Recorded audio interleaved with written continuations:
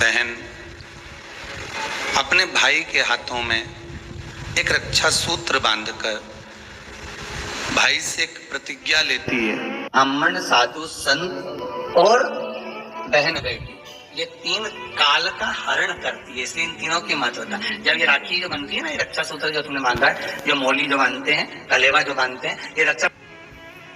आप नारियल का गोला दो, 50 बार दो, 10-10, 20-20 गोले दे दो, 50-50 गोले दे दो, मना नहीं है, हैं? 2-4-8 झोला भर के दे दो, हम वो भी मना नहीं करे, एक बोरा भर के दे दो, उसका मना नहीं। पर श्रीफल की मूलता है, यहाँ नारियल का जो श्रीफल है उसकी मूलता है। और कितनी सुंदर बात है, नारियल जो बहन भाई को देती है, श्रीफल हाथ भरा हुआ रखती है, भाई को बहन जब श्रीफल देती है तो भाई वही श्रीफल अपनी बहन को कुछ दक्षिणा अर्थात कुछ रुपया रखकर, कुछ भेंट रखकर, कुछ स्वरूप रखकर, जब बहन इतनी दूर से आई तो वही श्रीफल भाई फिर बहन को दे देता है, ये ले तू दे जा,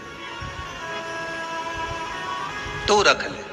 पर बहन उस श्रीफल को लेकर नहीं जाती है, बहन क्या कहती है, नहीं नहीं तुझे रखना पड़ेगा, तू रख। तो दो चीज में से जब श्रीफल भाई भेंट रख कर देता है अपनी बहन को, तो बहन श्रीफल वहीं भाई के घर छोड़ देती है, भेंट का कुछ भाग लेकर चल देती है। ये बहन का प्रभाव। रक्षा सूत्र को लोगों ने बिगाड़ दिया आज के जमाने में, तो रक्षाबंधन का भी महत्व लोग नहीं जानते कि कैसे रक्षा सूत्र बनना चाहिए, कैसे रक्षाबंधन होना चाहिए, उसका भी विशेष महत्व होता है भाई, उसकी भी मूलता होती है। और एक बात कहूंगा आज रक्षाबंधन पर, आपको अच्छी लगे तो आप स्वीकार करना, ना लगे तो आप छोड़ देना। वैसे भी सीवर वाला महाराज ताड़ी ताड़ी बोले ही बोले है, उसमें क्या दिक्कत, तो बोलने में तो कोई पीछे हटूंगा नहीं। एक निवेदन आप सबसे करूंगा, आपको अच्छा लगे अपने जीवन में उतारिएगा, ना लगे कोई बात नहीं, छोड़ दीजिएगा, पर उतारना जरूर। बहन से प्रॉपर्टी के चक्कर में कितना भी झगड़ा चल रहा हो, बहन का भाई से एक मकान के चक्कर में कितना भी झगड़ा चल रहा हो, संपदा के चक्कर में कितना भी झगड़ा चल रहा हो, तो भी निवेदन करूंगा, बहन और भाई तुम खूब लड़ो प्रॉपर्टी और जमीन के लिए, पर रक्षाबंधन के दिन कम से कम एक दूसरे के नहीं भी जाओ तो फोन लगाकर जीजी और बहन भाई से, भाई बहन से एक बार तो बात कर लो, क्योंकि धन अपनी जगह रह जाएगा साहब, वहां धन नहीं जाने वाला, आपका व्यवहार जाने वाला, आपका प्रेम जाने वाला। माना उसने कुछ भी करा हो, अदालत में केस लगा दिया हो, 25 केस चल रहे हो अदालत में, 50 बार तुम्हें पेशी पर जाना पड़ रहा हो, 50 बार झगड़े हो गए, 50 बार तलवार लेकर खड़े हो गए, डंडे लेकर खड़े हो गए, एक दूसरे को मारने को तैयार हो गए, पर निवेदन है, एक माता के गर्भ से तुम जन्मे हो, कम से कम उस माता के दूध का फर्ज अदा करो। और एक बार कितना भी झगड़ा हुआ हो, इस आस्था चैनल के माध्यम से आज रक्षाबंधन के दिन भले राखी बंधवाओ मत बंधवाओ, पर एक फोन लगाकर तो पूछ लो, जीजी कैसी है, कब आएगी बता, या बहन भाई को कह दे रे कैसा है, भूल गया क्या मुझे, भाई भी कह दे, लड़ाई की बात मत करना, आज के दिन बस प्रेम की बात करना कि कम से कम बहन का फोन तो आया। मेरा मन कहता है, मेरा दिल कहता है कि शायद दिवाली पर जितनी आतिशबाजी नहीं हुई होगी, उतनी आतिशबाजी आपके दिल में होगी कि जिससे केस चल रहा है वो फोन लगाकर पूछ रहा है कि भाई ने पूछा बहन से, बहन ने पूछा भाई से, कैसे हो, भाभी से बात कर लो, थोड़ा बच्चों से बात कर लो। माना अदालत में देखा जाएगा, लड़ाई झगड़े सब होंगे, सब कुछ होगा, कौरव और पांडवों की कथा तो देखो रे कितनी सुंदर है,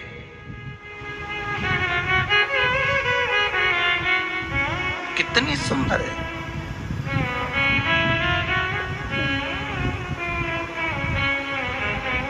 पांडवों की बहन सुभद्रा राखी बांधने कौरवों को जाती है, कौरवों की बहन राखी बांधने के लिए पांडवों को जाती है। जरा विचार करिए,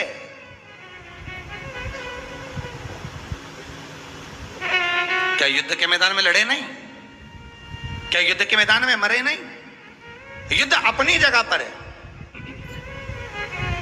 लड़ाई नारियल जो बहन भाई को देती है, श्रीफल हाथ भरा हुआ रखती है, भाई को बहन जब श्रीफल देती है तो भाई वही श्रीफल अपनी बहन को कुछ दक्षिणा अर्थात कुछ रुपया रखकर, कुछ भेंट रखकर, कुछ स्वरूप रखकर, जब बहन इतनी दूर से आई वही श्रीफल भाई फिर बहन को दे देता है, ये तू ले। कम से कम एक दूसरे के नहीं भी जाओ तो फोन लगाकर जीजी और बहन भाई से, भाई बहन से एक बार तो बात कर लो, क्योंकि धन अपनी जगह रह जाएगा साहब, वहां धन नहीं जाने वाला, आपका व्यवहार जाने वाला। आपका आज रक्षाबंधन के दिन भले राखी बंधवाओ मत बंधवाओ, पर एक फोन लगाकर तो पूछ लो जीजी कैसी है, कब आएगी बता, या बहन भाई को कह दे रहे कैसा है, भूल गया क्या मुझे। ब्राह्मण, साधु, संत और बहन बेटी, ये तीन काल का हरण करती है, इसलिए इन तीनों की महत्वता। रक्षा सूत्र के रूप में बहन अपने भाई के हाथों में एक रक्षा सूत्र बांधकर भाई से एक प्रतिज्ञा लेती है कि आप इस भूमि पर जब तक मेरे प्राण हैं तब तक मेरी रक्षा करोगे।